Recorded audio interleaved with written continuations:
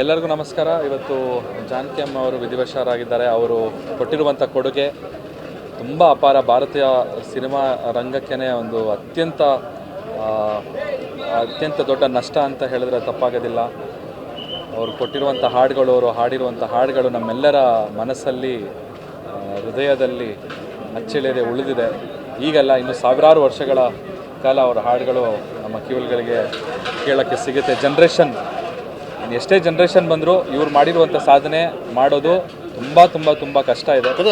ಅಂಥ ಒಂದು ಅತ್ಯದ್ಭುತ ಗಾಯಕಿನ ನಾವಿವತ್ತು ಕಳ್ಕೊಂಡು ತುಂಬ ದುಃಖದಲ್ಲಿದ್ದೀವಿ. ಅಮ್ಮ ಅವರ ಆತ್ಮಕ್ಕೆ ಶಾಂತಿ ಸಿಗುತ್ತೆ. ಆಕಾಶದೀಪ ಆಗಿ ಆಕಾಶದಲ್ಲಿ ನಕ್ಷತ್ರ ಆಗಿದ್ದಾನೆ. ಆಕಾಶದೀಪ ಹಾಡು ಹೇಳಿ ಇವತ್ತು ಆಕಾಶದಲ್ಲೇ ಒಂದು ಮಿನುಗುವ ನಕ್ಷತ್ರ ಆಗಿದ್ದಾರೆ. ಎಲ್ಲರಿಗೂ ನಮಸ್ಕಾರ. ಇವತ್ತು ಜಾನಕಿ ಅಮ್ಮ ಅವರು ವಿಧಿವಶರಾಗಿದ್ದಾರೆ. ಅವರು ಕೊಟ್ಟಿರುವಂಥ ಕೊಡುಗೆ ತುಂಬ ಅಪಾರ. ಭಾರತೀಯ ಸಿನಿಮಾ ರಂಗಕ್ಕೇ ಒಂದು ಅತ್ಯಂತ ದೊಡ್ಡ ನಷ್ಟ ಅಂತ ಹೇಳಿದ್ರೆ ತಪ್ಪಾಗೋದಿಲ್ಲ. ಅವರು ಕೊಟ್ಟಿರುವಂಥ ಹಾಡುಗಳು, ಅವರು ಹಾಡಿರುವಂಥ ಹಾಡುಗಳು ನಮ್ಮೆಲ್ಲರ ಮನಸ್ಸಲ್ಲಿ, ಹೃದಯದಲ್ಲಿ ಅಚ್ಚಳಿಯದೆ ಉಳಿದಿದೆ. ಈಗಲ್ಲ, ಇನ್ನು ಸಾವಿರಾರು ವರ್ಷಗಳ ಕಾಲ ಅವರ ಹಾಡುಗಳು ನಮ್ಮ ಕಿವಿಗಳಿಗೆ ಕೇಳೋಕ್ಕೆ ಸಿಗುತ್ತೆ.